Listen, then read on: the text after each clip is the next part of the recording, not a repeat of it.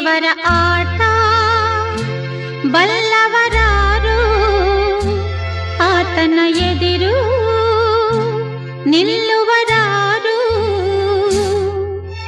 ಕೇಳದೆ ಸುಖವ ತರುವ, ಹೇಳದೆ ದುಃಖವ ಕೊಡುವ, ತನ್ನ ಮನದಂತೆ ಕುಣಿಸಿ